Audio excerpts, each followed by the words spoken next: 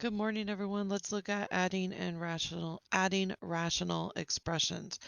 All right, so this is our second day of looking at this. So hopefully between the first video and what you've seen in class today, for those of you who are in class, the whole point of this is to get a common denominator.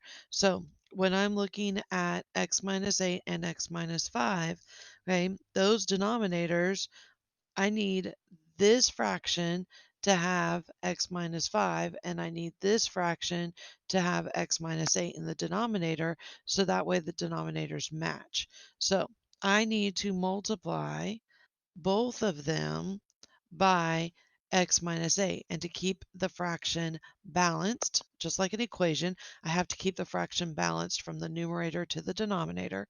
I'm going to multiply the top by x minus 5. I wrote down the wrong number here, and x minus 5 here. And then to keep this fraction balanced and to have x minus 8, I'm going to multiply by x minus 8 and x minus 8. All right, so now my new denominator is x minus 8, x minus 5. And my numerator is a combination of my numerator from the left one and from the right one. So this left one, I'm going to distribute. So 3x times x is 3x squared. 3x times negative 5 is negative 15x. Then I'm going to take 5 and I'm going to distribute. And it's a positive 5. So positive 5 times x is plus 5x. And positive 5 times negative 8 minus 40.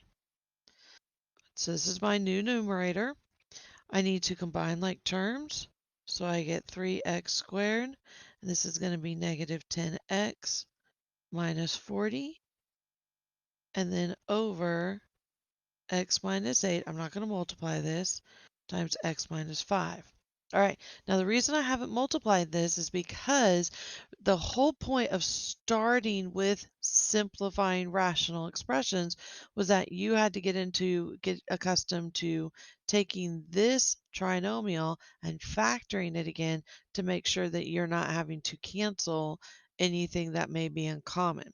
So if you don't remember how to factor ones that start with a number other than 1, I'm going to take 3 times negative 4, and that's going to give me negative 120.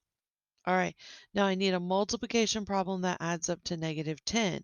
So I need to either, one, convince myself that that doesn't happen, or find one. And the way I convince myself is I list out everything that multiplies to be 120. So that's going to be 1 times 120, 2 times 60, 3 times 40, 4 times 30, 5 times 24, 6 times 20, 7 does not work, 8 times 15, 9 does not work, and 10 times 12. And then when my factors are very close to each other, I know that I have all of my factors for 120, and so these are all my multiplication problems.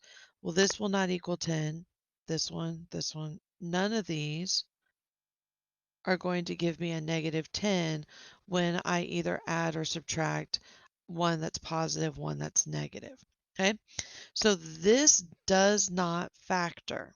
Okay, so truthfully, you could say this is my final answer, but like I said, and if you've been in class with me, there are things that I don't always agree with, and I don't, we don't see eye to eye in the math community.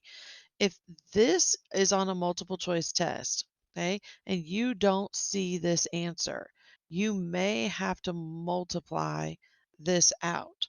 So you may have to look for 3x squared minus 10x minus 40, and you may need to be looking for x squared minus 13x plus 40.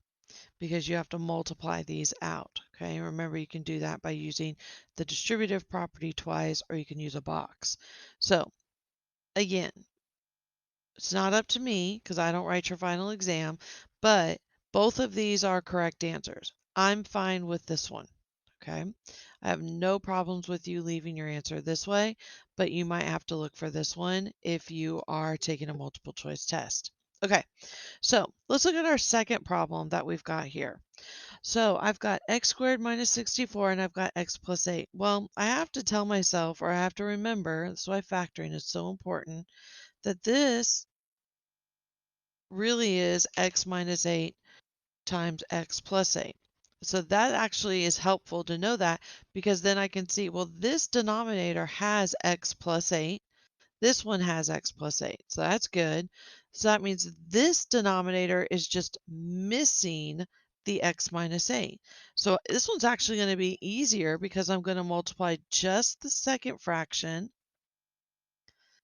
by x minus 8. So that means my new denominator is going to be x minus 8, x plus 8. I'm going to recopy the 2, and then I'm going to take negative 7, and I'm going to distribute that. So negative 7 times x is negative 7x, and negative 7 times negative 8 is plus 56. All right, so now I'm going to combine like terms. So that gives me negative 7x plus 58 over x minus 8, x plus 8.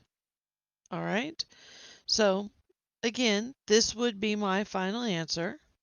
I cannot factor this. That's not a GCF 58. I cannot divide that by 7, so I cannot factor that in terms of a GCF, I'm sorry.